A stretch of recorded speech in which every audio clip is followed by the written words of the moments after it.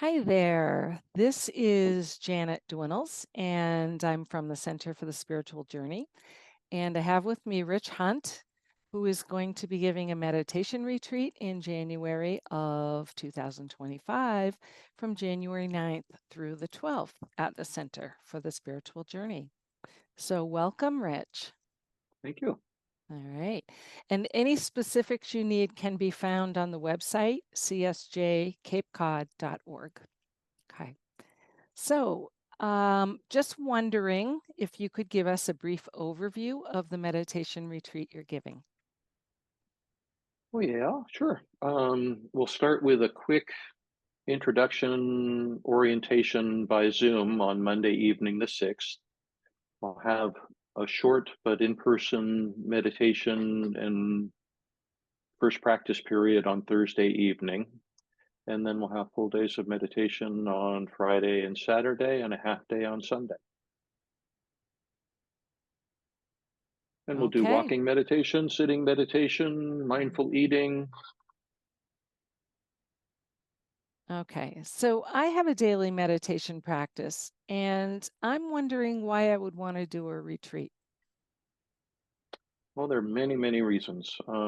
Certainly, one is just that it's nice to do a retreat, nice to practice with other people and have the support of practicing with other people.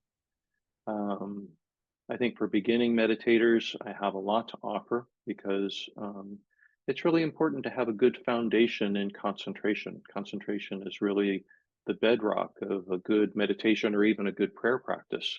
At least that's my opinion, and that's my experience. And so I've learned a lot of really wonderful practices from a variety of teachers over the years. And I certainly know something about how to teach concentration and get people deeply concentrated. So I think that's will benefit, especially beginners, but even experienced meditators. One of my teachers, Dan Brown, who is no longer with us, um, taught a number of my friends who've been meditating for 30 or 40 years. And without exception, they all found it very valuable to be exposed to his instructions and change their practices based on what he taught. Um, so whether you're a beginner or experienced meditator, I think I have a lot to offer. The retreat offers a wonderful opportunity.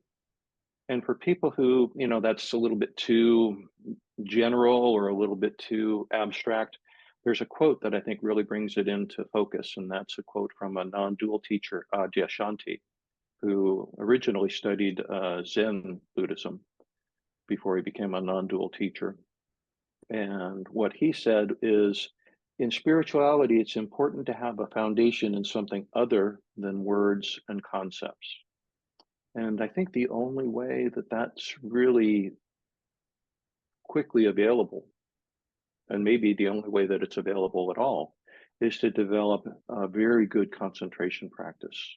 And so that you can begin to sense the spaces between the words, sense the space in which words and other experiences are arising, and get some glimpse into what's going on underneath the chatter that is a constant companion for most people.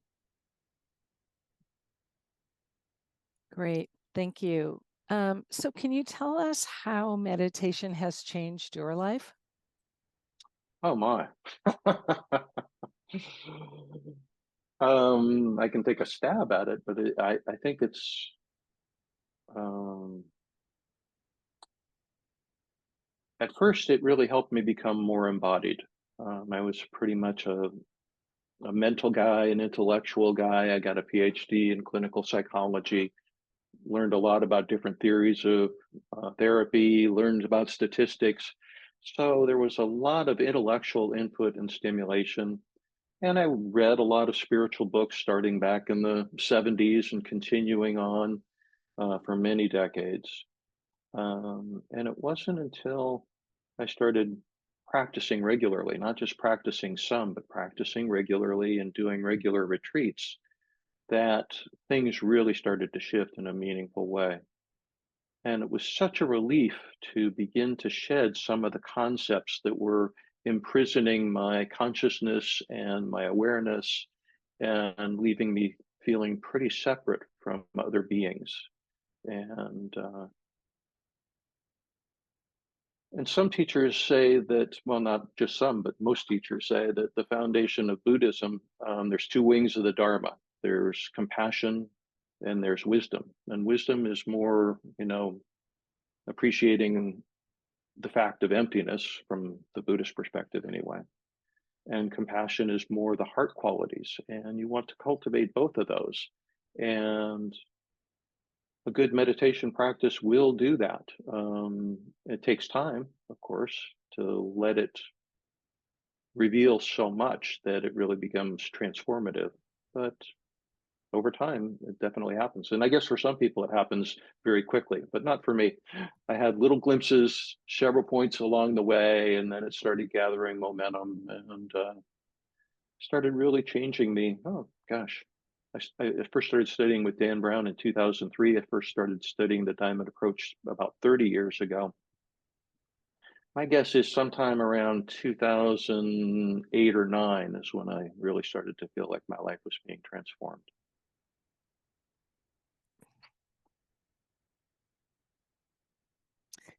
Okay, so I have a question. I have done many 7-day meditation retreats. Why would I want to do a 3-day retreat with you? Well, I think there are lots of reasons. I personally really enjoy meditating at the beginning of the year and in the winter. There's something about that kind of inward going time of year and the shorter days. It's really a wonderful support. But beyond that, again, one of my more important teachers, Dan Brown, early on taught me about subtle laxity. And I think the best way to describe what it's like is to kind of recall a conversation that I either saw or heard a recording of between the author Alice Walker and Pema Chodron, a very well-respected Buddhist teacher. And Alice Walker said something to the effect of, my favorite part of meditation is when you get into that kind of state and you don't know where you are, and it's kind of like, dreamy um, and and Pema Chodron said something to the effect of, well, when I meditate, I know exactly where I'm at. And I think Alice Walker was actually describing subtle laxity. Subtle laxity is where it's a comfortable and pleasant experience. It's relaxing. It's kind of quiet, but it doesn't have the clarity that helps you develop a practice that will continue to reveal things over time. And so, if you haven't had a teacher teach you about subtle laxity and you have much experience of being in this kind of cushiony, warm, pleasant experience while you're meditating, but losing some of the clarity that's available in a waking state, for example, um, it might be worthwhile to come to this retreat and just learn about that. Thank you. That's great. That's great.